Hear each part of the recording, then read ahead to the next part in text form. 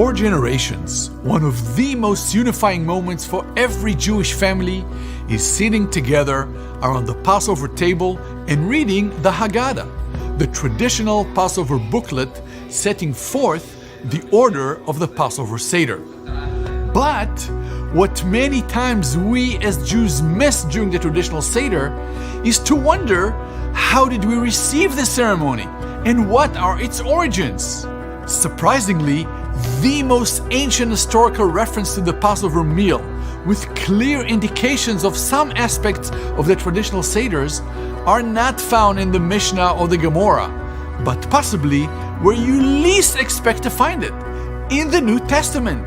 Yes, this is the so-called Last Supper of Yeshua and his disciples. So, what is the connection between the Seder and Passover?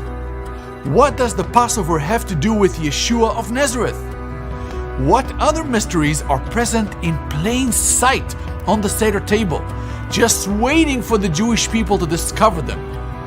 Come, we have saved you a seat at the table.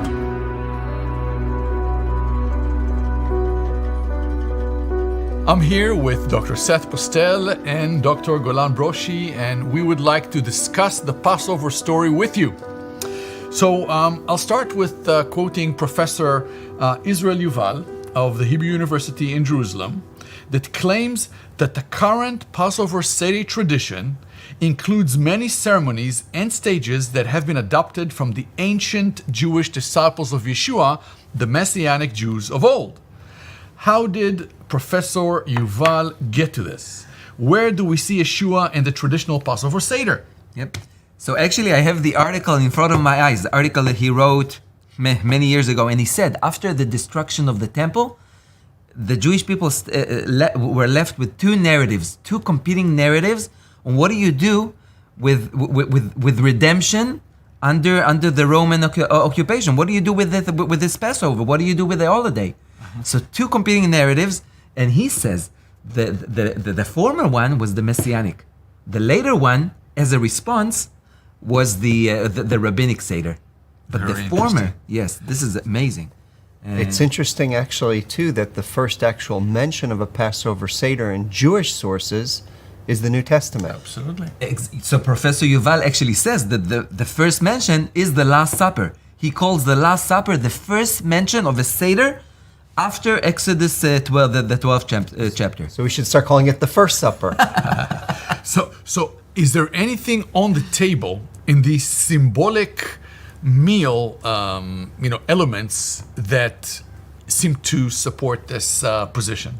Maybe we can say a word about the matzah. Can you hand it over, please? Yeah, absolutely. Seth? So in the traditional Seder, we have 3 whole matzahs that are put in this special bag. And then in a very central part of the Passover, the middle matzah is taken. You break it in half. You put half of it back in. And then you put the other half in a different bag. And that different bag, now this half of matzah is called the afikomen. And it's hidden. And after the meal, the children need to find it, and whoever finds it gets a reward. Do you guys think that symbolizes anything or hints us for anything? You know, I know that there's all sorts of attempts to explain what in the world the 3 matzahs mean. There's no question that, and I think the biggest question always ends up is, why is the middle matzah broken and buried? And what is pretty spectacular is the fact that, you would expect that after the meal, the service is over. You're tired, right? Sure. But it's actually, the end of the meal becomes sort of almost the focus. Celebration. The celebration and the dessert of this afikoman that you're eating together. You take from one afikoman, it's distributed among the people. You take it with the third cup. I mean, it's hard. Right? It's hard not to see, one of the central ceremonies, one of the central memorial meals for Messianic Jewish faith or Christian faith in the Seder ceremony. Absolutely. Yeah. And again, Professor Yuval saying the epikomen, the after the meal, he says this is exactly what he says Messianic Jews saw as Yeshua's second coming and revealing himself to Israel. And there's no wonder that the rabbis also, maybe, as he said, picked it up and tried to seal it, yeah. I think in Luke it talks about a cup. He took a cup, right? It says in verse 17 of the same chapter. And when he had taken a cup and given thanks, he said, "Take this and share it among yourselves. For I say that I will not drink of the fruit of the vine from now on until the kingdom of God comes." And then he had taken some bread and given thanks. Okay, it's interesting here, a cup before and a cup after dinner. I always remembered the way that the Passover meal unfolds is by the order of the cups. Right? And so you can really see within the Gospels, there is an order of cups. Interestingly enough, and I find this to be very fascinating, after they'd sang a hymn, they went out to the Mount of Olives. Well, we actually know what he sang. It wasn't Amazing Grace, right? It was the Shirei Hallel. Right. It was the Hallel Psalms, which begins in, what is it, Psalm 113, I think? 113 to 118. To 118. Now, what's really interesting is that means the last psalm on Jesus' lips before he goes to Golgotha is the stone which the builders have rejected has become the chief cornerstone. That's right. And so we actually know that, we even know the Psalms that Jesus was singing with his disciples that evening before he went to the Garden of Gethsemane. Amazing. Amazing detail. And Golan, you wanted to say a word about the Epikomen. Why do we have a Greek word in our Passover Seder? Yes, so scholars try to find, and they say the rabbis were stuck ben apatish lasadan, between The rock and a hard place. Rock in a hard place. Good. They had to refer to the Messianic Seder, and they were influenced from the Greek. The Greek symposium, they say. So some scholars say the Afikoman was a name of a celebration of the Greeks after the party, and that's where it borrowed a Greek word into the Hebrew Agadah, the rabbinic Agadah. But what's interesting is the Afikoman, you eat it after it was hidden and it was found. Each of the members of the table is taking kazait, like a small portion, piece, and have to eat it, almost saying, "This is my body." Yeah. So this is shared. This is shared, exactly. Shared between all the participants, and then they even say zecher lekorban Pesach. A memorial, a remembrance of the Passover sacrifice. Yeah, before eating it. You can't get clearer than that, right? So the Passover, the representation of the Passover lamb is shared between everybody, like the peace offering, and then the following step is praise, and the last one is called nirtza, accepted. Accepted, yeah. So you celebrate the fact that the sacrifice is accepted once and for all. That's a beautiful picture to the sacrifice of the Messiah. Amen. I think also the fact that you actually have the Greek there actually then shows that, that the Passover Seder and some of the things that developed in the time of the Second Temple period, right? In other words, which does make a direct connection, or at least, a connection to Jesus in the time that he celebrated with his disciples. Right. Kind of like when in a similar way that Ezra and Nehemiah in their season spoke Aramaic, and that was a spoken language, in Second Temple period, Greek was actually the word and the culture that was connecting people. It seems like it's safe to say, and even non-Messianic Jewish professors have said that the Last Supper is actually one of the first indications for a Passover meal, the order of the meal. So I want to read a verse from Luke chapter 22 and ask a question, and it's Luke 22 verse 8.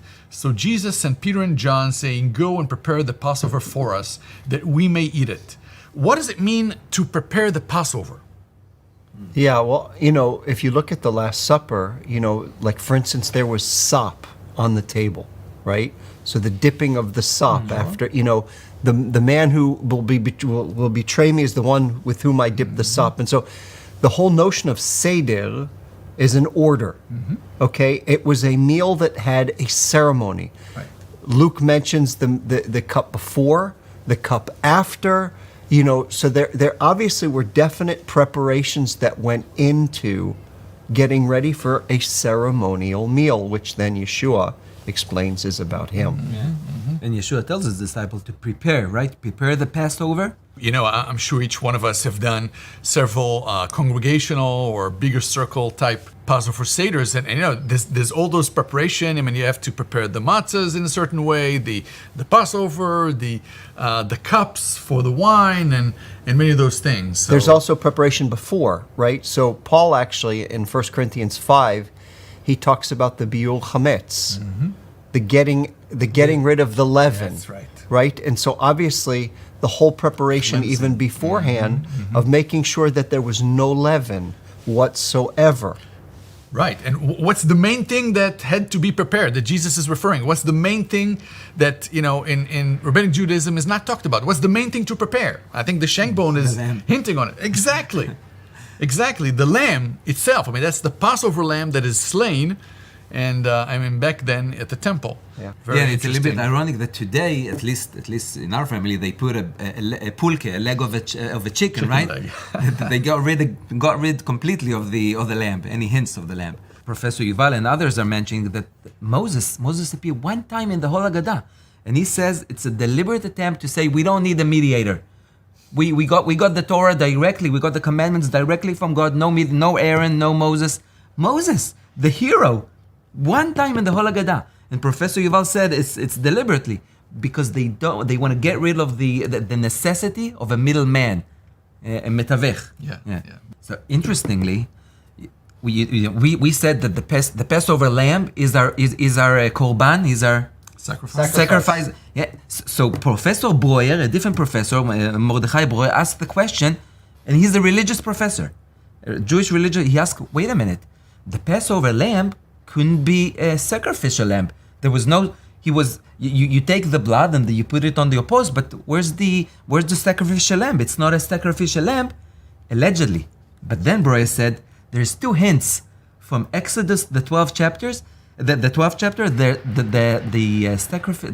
Passover lamb was actually a sacrificial lamb, and he says two things. It says on Exodus 12:5 that it has to be an innocent lamb, 1 year old, and the second hint, it says you have to eat it all and burn it all and eat it exactly like the priests are commanded in Leviticus. So he said, after all, a religious professor, he says the Passover lamb is a sacrificial lamb that is, it's like a forecast of that sacrificial lamb. Exactly like John the Baptist said when he saw Yeshua, right? Yeah. It's actually interesting, and maybe I'll talk about that a little bit later about, you know, the whole connection actually between Passover as a redemptive sacrifice. I mean, and you know what Golan shared is actually very interesting because we actually see prophets later reading Exodus chapter 12 in that light. But, you know, a different professor, Buyarin, Professor Daniel Boyan, says not only there's two competing narratives, he said both narratives believe in the Logos. He said the Messianic has the Logos figure as the Messiah. But the rabbis have their own Logos. It says it's the oral law. So each of the two movements, Jewish movements, find their Logos in the Passover story in the Bible. We find Yeshua in the Old Testament. They find the oral law in the Old Testament. But Boyarin said both Judaisms believe in the Logos. Which one is the true biblical Logos? That's the question. And I think the Passover shows that only Yeshua can be the true Passover lamb and the Logos, the real Logos. Well, super interesting. So we can say that both biblical as well as historical sources confirm that the Passover Seder has not only deep messianic meaning, but also roots. And so, you want to say something about it? Actually, if you're talking about the roots, so this is amazing because rabbis and the Apocrypha, Sfarim Chitzonim, Apocrypha, they saw Genesis 22 with Isaac and Abram as the Passover rehearsal, if you can say. So in verse 2, God is commanding Abram to take his only son, Isaac, and then verse 6, and this is amazing. Verse 6, it says, Abram put the wood on Isaac. And Midrash Bereshit Rabbah, and Midrash, I don't know how you say Midrash in English, Commentary? a rabbinic commentary, ancient rabbinic commentary said, Isaac looked like a man carrying up his cross to the Akedah, to the place. Binding, yeah. Yeah. So Isaac appeared as a man taking up his cross. Now, in verse 9, it says that Abraham tied Isaac really he tied him to the altar, akadoto. Yeah, he tied him, and it says the Midrash Tanchumai, a different Midrash, rabbinic Midrash says, why did he tie him so strong? Because Isaac said, Daddy, I want you to tie me strong so when you kill me, I wouldn't move and break a leg. Because if I break a leg, I wouldn't be kosher. Exactly, for the sins of Israel. This is interesting. Midrash Tanchuma. This is the rabbinic Midrash. Isaac is saying, bind me tightly so I wouldn't break a bone. And of course, it's now when he says break a bone, it goes back to not Leviticus, Exodus 12:46, when he says the Passover lamb should be with no broken bones. Right, no And of course, John 19:36 said that's a messianic prophecy that was fulfilled in Yeshua, but it's not entirely, it's not over yet. It says that the binding of Isaac was in a very specific day, on the 14th of Nisan. Interesting. In the Masoretic text, it says on Mount Moriah. In Sefer HaYuvalim, the book of Jubilees, it says it was on the Mount of Zion, where the temple is. So Abraham is taking Isaac, and Isaac is taking up his cross to the Holy of Holies to be slaughtered for the sins of Israel. And it says Israel were celebrating 7 days, exactly in the date of Passover, the binding of Isaac. All in the book of Jubilees, in the 14th of Nisan. So that's a tradition that precedes the 200 time of Yeshua. BC. Yeah. You know, it's interesting too, is that, it almost at first sounds, wow, where are they getting this? It seems like they're kind of dressing on the text very strange things. But then you actually start to read the story of Abraham. And for instance, there's a famine in the land in Genesis 12, verse 10. He goes down and he tells his wife, make sure that, that you tell them that you're my sister because they'll kill me and they'll let you live.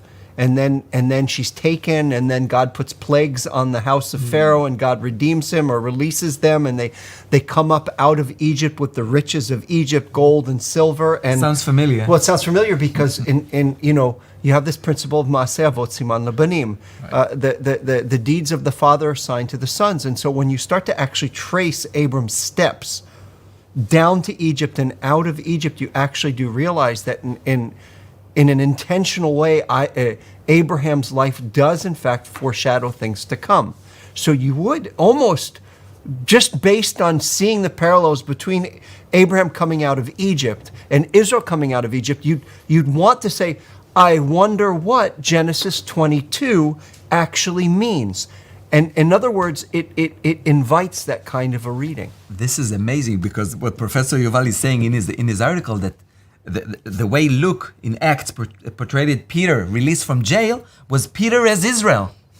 Peter with the language. He says the language is taken from Exodus 12. The language of Peter released from the jail. So Luke is portraying Peter as Israel. Again, showing the interaction between the two Seders, the rabbinic one and the messianic one. So this is super interesting to think about the life of Abram foreshadowing the Exodus, foreshadowing the Messiah himself. So are there any passages that we can think that supports the messianic interpretation of the Passover? Absolutely. So this is a big issue. So I remember talking to an ultra-Orthodox Jewish guy, and he really came after me, said, the New Testament says, that Jesus is the Passover lamb that takes away the sin of the world.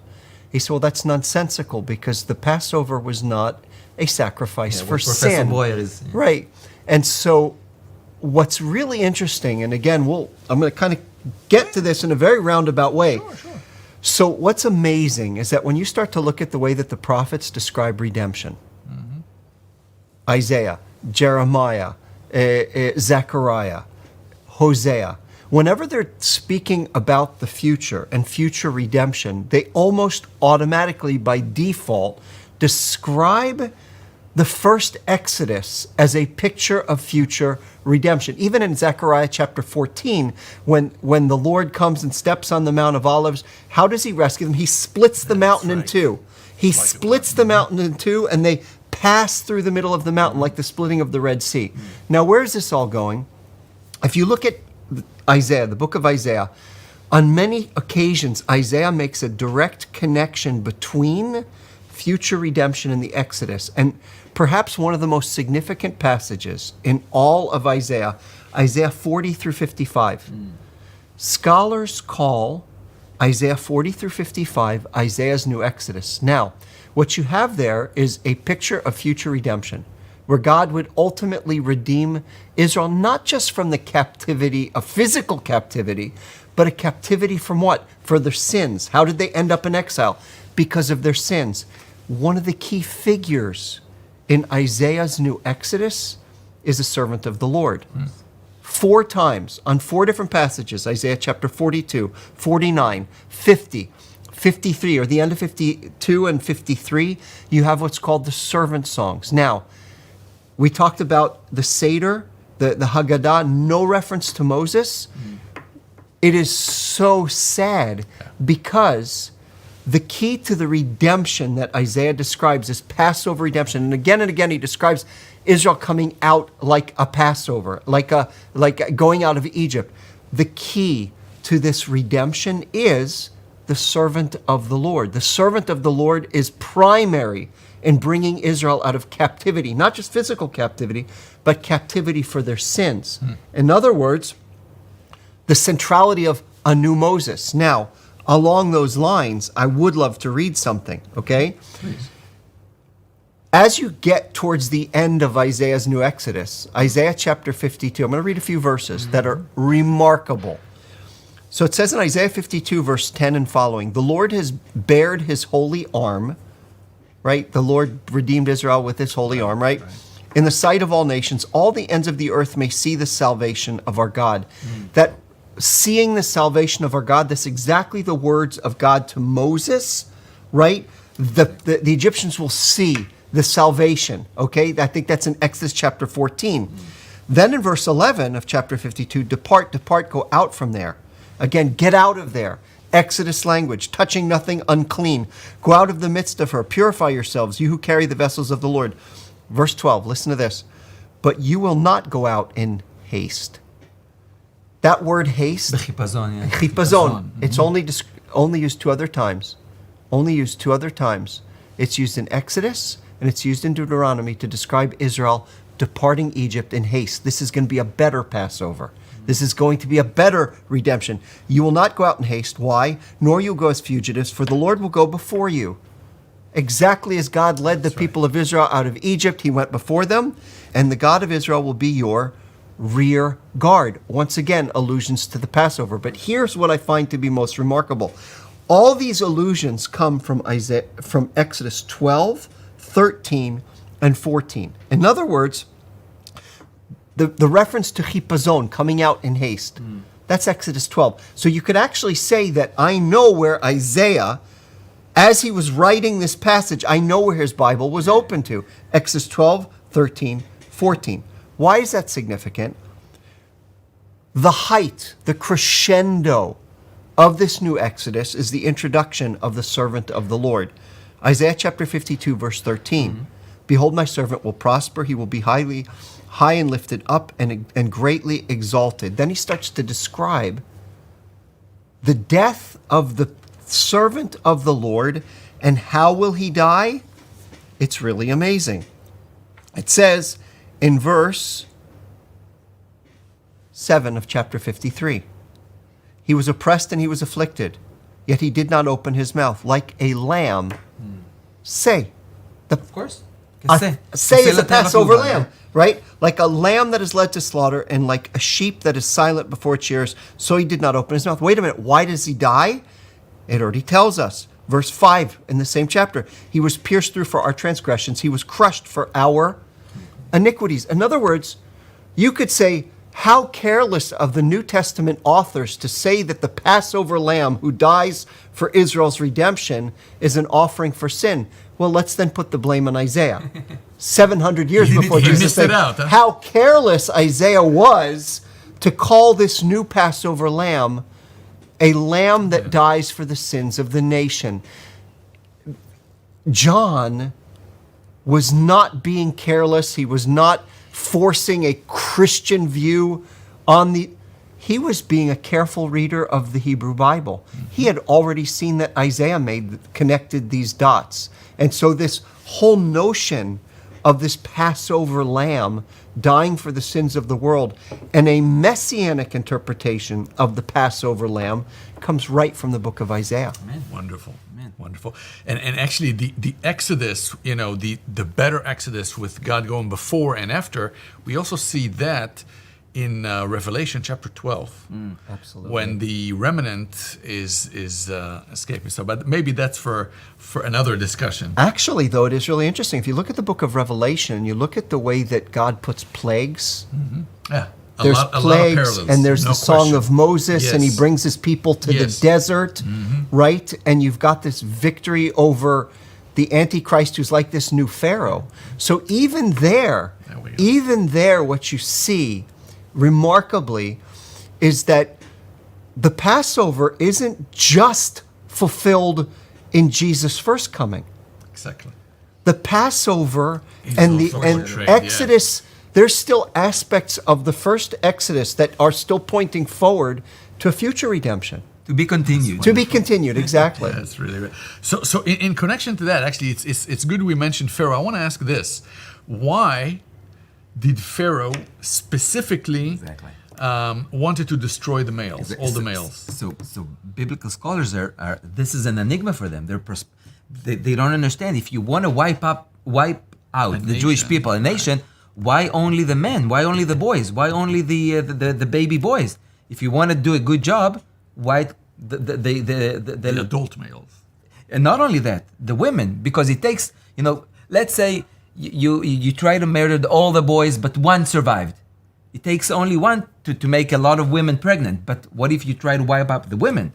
If one woman survives, it's much harder. So if Pharaoh wanted to wipe out the Jewish people for generations, he should have wiped out the baby girls, not the baby boys. But why the baby boys? So a hint is actually in Exodus 1:2, but that's a small hint. A bigger hint comes later. A hint, it says, and a man of the tribe of Levi took a woman and a child was born. Okay. So, whoa, wait a minute, child? What does a specific child named Moses has to do with anything? But then Josephus, in the Iniquities of the Jews, it's called Kadmoniot HaYehudim. The Antiquities. Antiquities of the Jews. I think it's book 2, chapter 9. It says that wise men came to Pharaoh and told him, a king of the Jews is born, and he's gonna take you out, Pharaoh. He's gonna take you out. So you better take him out first. And that's why Pharaoh didn't want to kill just everybody. He wanted a specific messianic figure, and Moses. He was looking for a specific. He said, "Okay, so wipe all the male." But he was looking, as Josephus says, for Moses. And of course, it reminds us. Exactly. Does that remind us? What does it remind you of? Herod. There But we you know go. what's really interesting here? And once again, that brings us back to the story of Abraham going down to Egypt. He actually was afraid that they would kill me, the male, and let you, the female, live. In other words, even Abram foreshadows Moses. Yes. Moses, and Moses then foreshadows Jesus. And this is all from a careful reading of the text. In other words, we're not playing with the text. We're actually reading that this is how the Hebrew Bible connects the dots. This is why peace scholars like Professor Yuval are saying that the Haggadah is trying to hide Moses, because of course Moses would point out to Yeshua. And that's the last thing they want in the Haggadah. Now, I want to ask questions that are a little different now, maybe a little more of a personal nature. So maybe you can take a moment and just describe how was Passover celebrated in your family of origin before you became a follower of Yeshua. So how was that for you? Well, in the kibbutz there was a good thing and a bad thing. The good thing was that what the chalutzim, the Jewish pioneers that escaped Europe and they wanted to create a new Israeli, a new kind of a man, a new man. So they skipped over 2,000 years of rabbinic tradition and went back to the Bible. So the holidays were really, really big thing in the kibbutz. Secular, completely secular, but at least there was a big emphasis on the holidays without keeping the oral law, without being religious. So we used to love the holiday, but of course, I never knew what the actual message of the holiday is. Just okay. So we used to say in the kibbutz, what represents all the Jewish holidays? They try to kill us, we win. Let's eat. Yeah, that's it. That's the. But when Yeshua saved me, wait with that. Wait with that. I want to hear first about how it used to be. How about you, Seth? So, for me, growing up, Passover was an amazing time. I think, it was an opportunity to go to Brooklyn. I grew up in New Jersey, but we would go to Brooklyn to my aunt's house, and my grandmother would. I don't know how long she'd be cooking, but she'd be cooking for forever. And we would have her homemade gefilte fish. I'm sorry to turn your stomach, right? Gefilte fish and chopped liver, traditions are the best. Potato kugel, and one of the most vivid memories I have, and this will connect afterwards to one of the most startling things or amazing things I saw after I came to faith. One of these, my grandfather, Gentle Ben, he was actually. He was huge. He was very, very muscular, and he was a truck driver, and he was incredibly strong. And I remember in Passover at the time of the washing of the hands ceremony, right? And he would take a towel, and he would, my big, strong grandfather, and he would put a towel over his arm, and he would go every single person around the table and serve us. And he would wash our hands. He would pour the water, and he would dry. And I just remember that's an image that's burnt into my mind forever. Is this amazing man of strength becoming a servant and serving the whole family. Well, my experience is a little bit like yours. We would go to my grandparents' house, and usually my grandfather would call me earlier, because I was the oldest grandson, and so we would sit together and we'd divvy the Haggadah up for each one would get the section. So if I had a fight with my brother, I'd always assign to him the evil son. And then, of course, my grandmother would cook and that kind of deal. And one of the favorite parts was looking for the afikomen. Of course. And so my brothers and I always compete. And unfortunately, my brothers usually found it. I think I only found it once. But there was, just a great family time. But we would only get to the meal, by the way. We never rarely, maybe not never, but rarely get to the part after the meal. So you get to the meal, and that's over. That is interesting. That's true. I don't remember. I don't have a lot of memories of after the meal. Yeah. I do have one of the biggest tragedies that ever took place for me on Passover was that I spotted the afikomen, and I pointed to it, and the girl that was looking next to me saw where I was pointing, and she grabbed it. I lost $5. My grandfather was going to give me $5. I lost it all. So here's the question. How was it for you once you have become a follower of Yeshua and then you celebrated the Passover Seder? Was that any different? Absolutely. I remember actually the day after I'd come to faith in Yeshua.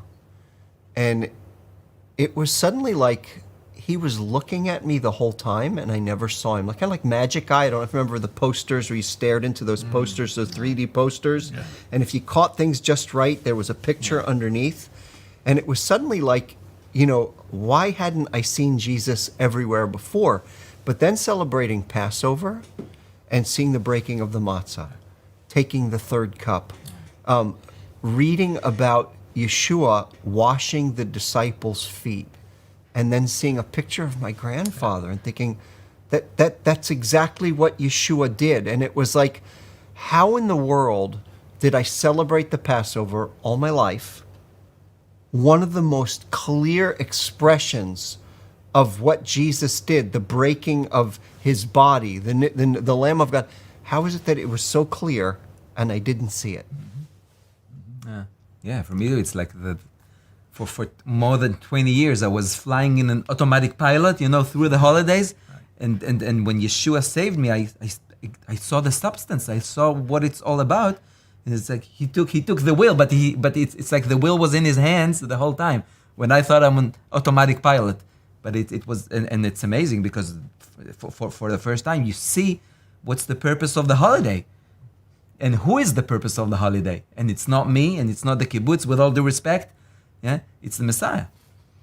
Amen. Yeah, no, and I can very much resonate. I mean, it was very much like that for me as well. All of a sudden, it kind of comes alive, and everything has a meaning. And you say, "Wow, I've done this," like you say, on automatic pilot, for all those years.